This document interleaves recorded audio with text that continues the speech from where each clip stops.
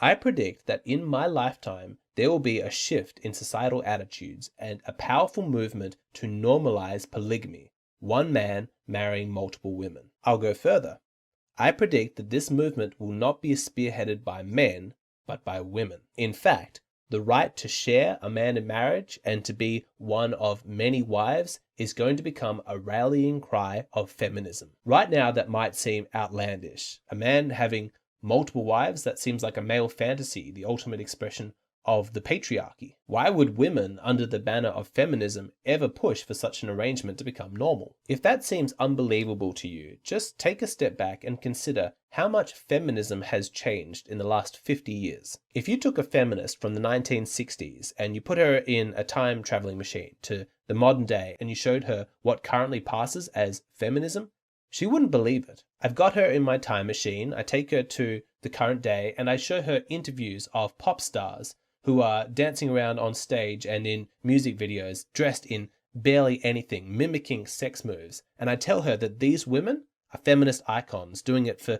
female empowerment. Then I show her how women dress on a night out. I take her to nightclubs and she sees all the women in mini skirts and tight dresses and low-cut tops. And I tell her that any suggestion that these women should dress more modestly would now be considered chauvinistic. I show her Instagram and OnlyFans and tell her that there are women, even some of them teenagers, who are taking off their clothes for strangers on the internet and saying that they have never felt more empowered. The feminist from the 1960s would think that I'm playing some kind of practical joke on her. She's like, I'm not going to buy this. There's no way that this is real. This is a male fantasy world. You know, these women have reduced themselves to the level of sex objects just to appease the male gaze. No, I'm not buying it. There's no way that this could be considered female empowerment. And yet, this is what has happened.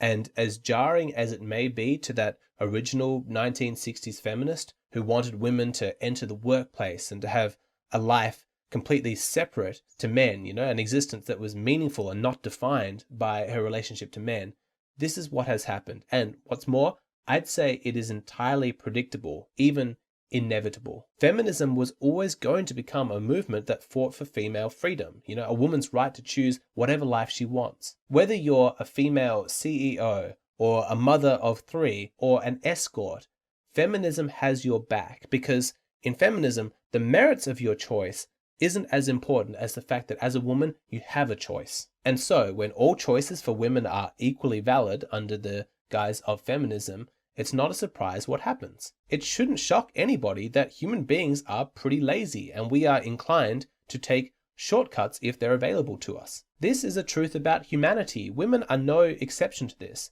And even the original feminists shouldn't be surprised that some women just aren't interested in climbing the corporate ladder. They don't want to put in that amount of work. Having a successful career requires years of effort and study and hard work. And so what happens if you destigmatize the easier options, like taking your clothes off for strangers on the internet or marrying some rich older man and living off his wealth?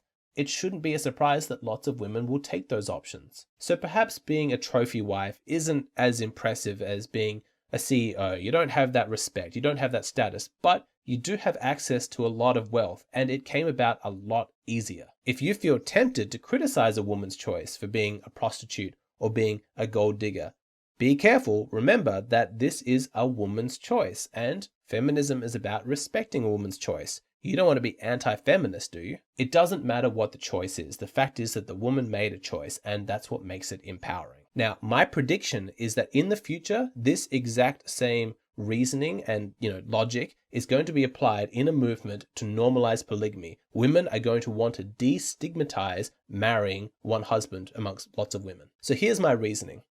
Women are hypergamous, okay? So they want to marry the highest status mate that they can. They want him to be strong and handsome, which means that he has good genes, which will get passed on to their children. They also want him to be rich and successful so that he can provide for their children and also give her a luxurious lifestyle. Now, in Western society, every year that goes past, the gap between the winners and the losers of society gets bigger. Fewer and fewer men can claim to be at the top of the pyramid, whereas the number of men who feel like they're at the bottom of the pyramid continues to increase. In terms of resources, the rich men are ruling society and they create laws to protect that wealth. And so the rich are getting richer, but the poor people can't escape the inertia of poverty. This gap is also widening in terms of biology because good-looking men tend to marry good-looking women and they have children together, which means that the good-looking genes get all concentrated in those families, whereas ugly people are marrying other ugly people, creating ugly children, and the gap just gets bigger and bigger. So in practical terms, what this means is that there is this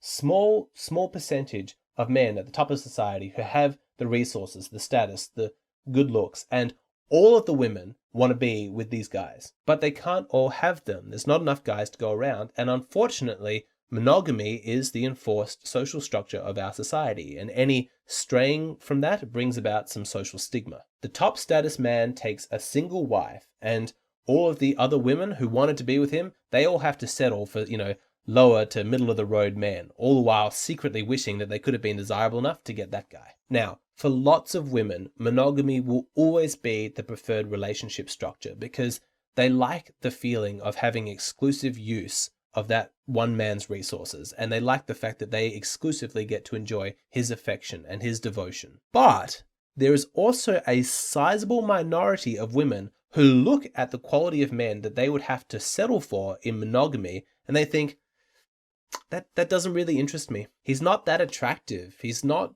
rich or powerful or have a lot of social status. Getting to enjoy his exclusive attention, that's not that appealing to me. But that super rich CEO or that movie star, he's really appealing to me. He's twice as good looking as most men. He's 50 times as wealthy and probably has like 1,000 times as much fame and influence. Sure, of course, I'd love to have him all to myself. But if I'm being honest, I would rather share that amazing guy with another woman than to have the exclusive attention of some chump. With this super high status guy, I get access to all of his wealth, all of his resources. My children are going to have his genes. Yes, it's less than ideal that I have to share him with other women, but think about how exciting my life will be. Now, what's important for you to realize is that there are already women who think like this, except that they have to settle for having affairs with already married men, and they risk an intense amount of social stigma for doing so. Enter the mindset of feminism. I'm a woman and this is my choice. Why should I feel ashamed? This is how I choose to empower myself. Can you see how this could start to occur? How women who have had to hide their choice to share a powerful high status man will begin to resent the fact that they have a social stigma attached to their choices, and they will begin a social movement to normalize it. I actually think that it's already begun.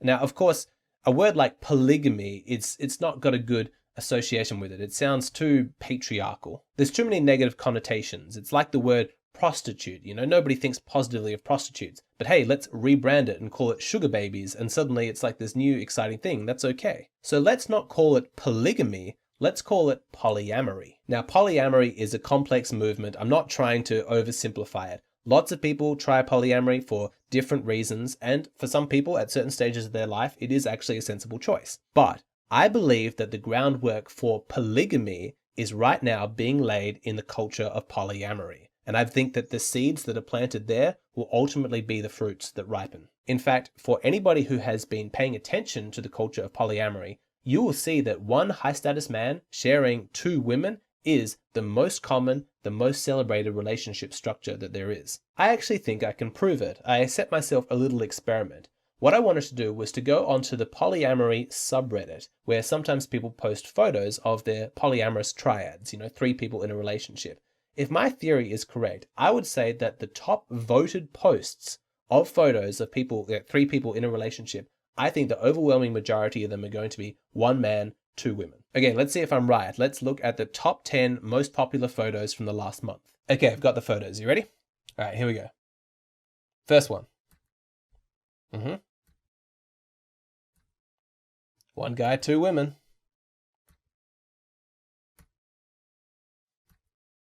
All right, that one's different.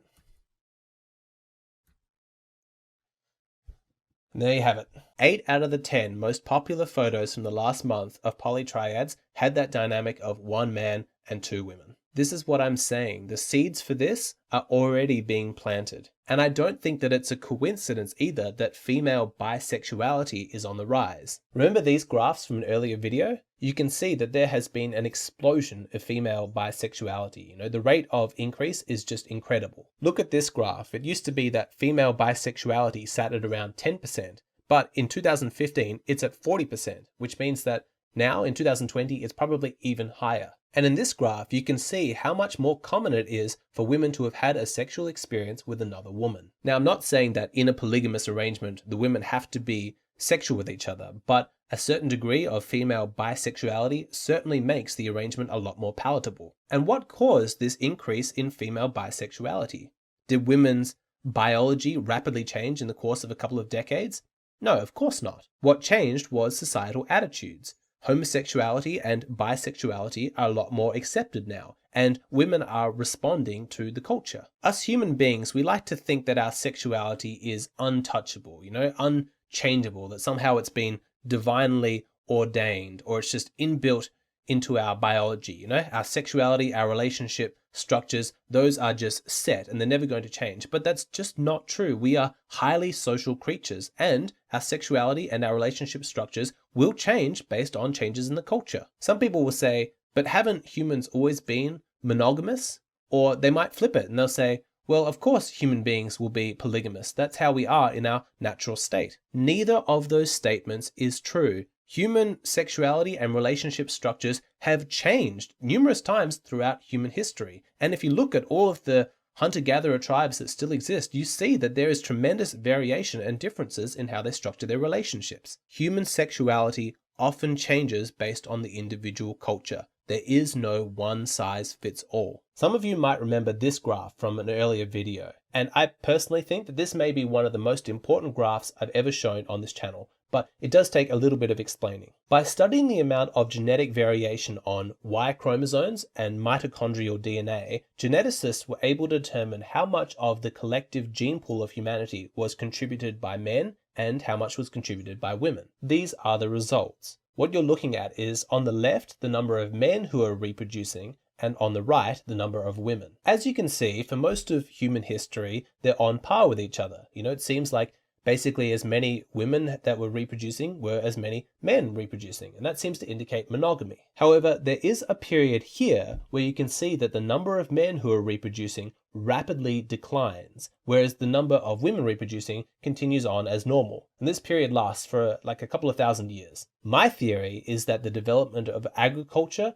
and cities concentrated power into the hands of a few wealthy men. Those powerful men took all of the women for themselves, and they had a period in human culture where everything was basically polygamous. But if that's the case, then why did it change? Why did things go from being polygamous to monogamous? Well, I think that the answer is that polygamy is absolutely terrible for social cohesion. Think of how terrible it would be in a small tribe if the chief of the tribe took all of the women for himself as wives. What incentive would there be for the other men who have no wives to contribute, to hunt, to build shelters? There would be resentment and possible mutiny brewing. And so a smart chief would recognize this and think, in order to get these men to contribute to the tribe, they need to be personally invested in its success. And so to avoid getting overthrown and to increase social harmony, he would dictate that all men should marry just one woman. That way they are relatively equal. And I think that this theory of using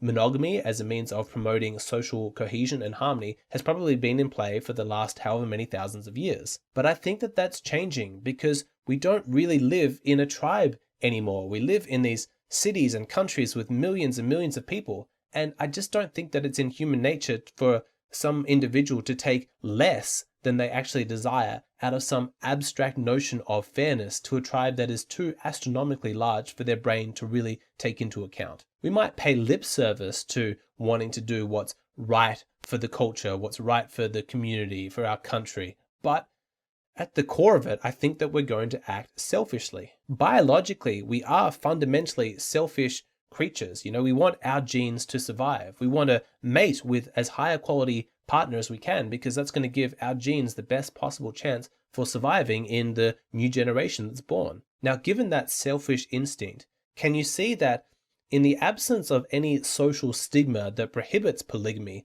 there are women who are thinking, okay, well, my genes are going to have a better chance at surviving with this really high quality guy than they would, marrying some loser chump guy, because this high quality guy is so amazing. He has so many resources, so much status. And even if I have to share him, it's still ultimately a better deal for me. This is survival of the fittest. This is the free market in the realms of dating, without regulation, without social stigma governing people's individual choices. So how should you feel about this? If society starts to move away from monogamy onto polygamy, then is this a good thing or is this a bad thing? Well, it depends entirely upon where you sit in the hierarchy. Because if you're a really high status guy and you could easily financially support multiple women and all of the children that come from those marriages, well then, lucky you. Perhaps in the past you wanted more than one wife, but you had to forego that option because there was too much social stigma and no women were willing to share. But hey, maybe that's about to change. Perhaps in the past you were forced to have affairs and you felt chronically guilty about that. But now you don't have to. You can live it all out in the open. Lucky you. Or on the flip side, perhaps you're not at the top of the hierarchy. You're at the bottom of the pyramid, or even the middle of the pyramid, and there's no hope of you getting towards the top. If that's the case, then it sucks to be you, because as bad as the dating market might be right now, it could get even worse. If polygamy becomes the new normal, then all of the women that you're currently trying to date, they're all going to be dating rich CEOs and celebrities, and there'll be nobody left for you. Now, since I'm already playing the oracle, I'll make one more prediction. Under the banner of feminism, women are going to be pushing more and more to normalize polygamy. And when they do so, there's going to be an intense backlash from men. There will be protests, violence, even acts of terrorism from men who cannot get a girlfriend. And they'll be angry that they are expected to contribute to a society which does not justly reward them. They don't even get a partner. Not condoning this or supporting this in any way, I'm just explaining what is a likely consequence. There will also be an increase in those industries like prostitution, pornography, sex dolls, sex robots. And because the male customer base will be so big, lots more women will be attracted to those professions, selling fake intimacy for money. That's my prediction for the future. It's pretty dark. Some things in life just seem so solid, like they are unshakable. They're never going to change. You can't imagine, the world operating in any different way. But after watching this video, I hope that I have convinced you that the seeming dominance of monogamy as the relationship structure that defines our culture, that could come to an end and it could be replaced by polygamy. And what's more, I would say that there's every indicator that that outcome is quite likely. If that worries you, I would stay calm. I think that this kind of change does happen over a long period. It's not likely to happen really, really quickly. And so if you want to get a girlfriend in the next couple of years, then the way that the dating market is right now is probably, how it's going to remain. But it is an interesting question. What kind of a dating market will your grandson be born into? Once again, I have no idea how to end this video. Oh well. Should young men ever consider dating single mothers?